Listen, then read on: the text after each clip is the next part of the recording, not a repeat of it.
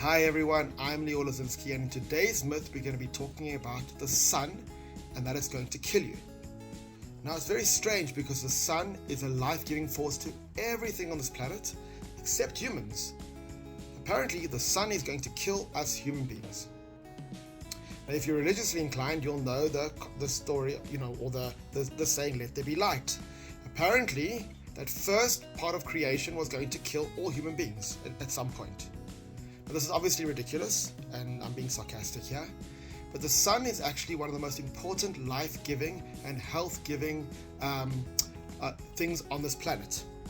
And it's involved with not only vitamin D production in our bodies, but also a myriad of health improvements such as neurochemicals, feel-good hormones, circadian rhythms, all metabolic health improvements.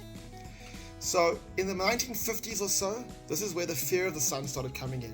Now, what also happened in the 1950s was a sudden change, well, not a sudden change, but a sudden rise in the consumption of and the availability of industrial seed oils. And that then really ramped up from the 1960s, 1970s onwards, not just in the form of replacing the traditional oils and fats with these, but also in feeding our animals, and therefore it all coming through into, in our animal products. And what's interesting, at the same time, since the 1950s to now, there's been a 2,000% rise in skin cancer. So what's also interesting is that since the 1950s, we're actually spending less and less and less time in the sun. And obviously our diets have changed, our lifestyles have changed. So to correlate the two together is absurd, especially when we know the health values of the sun, not just from the UVB and the UVA rays, but also from the actual full spectrum light that can do so many wonderful things in the body. And it is a life-giving force to everything on this planet. Now, sun exposure should be done in moderation and built up based on the tolerance of your skin. If you're fair skinned, you want to go very slowly and you want to build it up and not let yourself burn.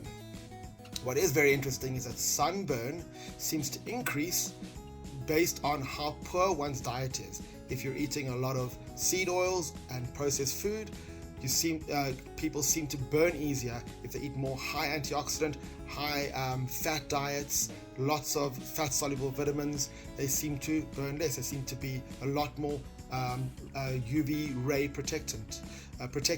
So the sun is something not to be scared of. Obviously, it has vital health components, but it needs to be exposed to in a responsible way. You also need to be eating healthily as well to make sure that the health benefits from the sun is optimized in your body. So don't be scared of the sun. It's not going to kill you. It's not going to give you all the scaremongering things that they're telling you. And what's even more interesting is that as they tell you to avoid the sun, they tell you to get vitamin D levels from blood tests that are impossible to get from the sun. And therefore, wait a second, we've got a wonderful solution for you. Take this synthetic chemical, which has a very different effect on the body than what is produced in the body and from vitamin D rich foods. So hopefully that's helpful. Go use the sun rays, use them wisely, use them responsibly, build it up, and enjoy the health benefits that we as human beings have been benefiting for thousands of years up until 1950. Have a great day.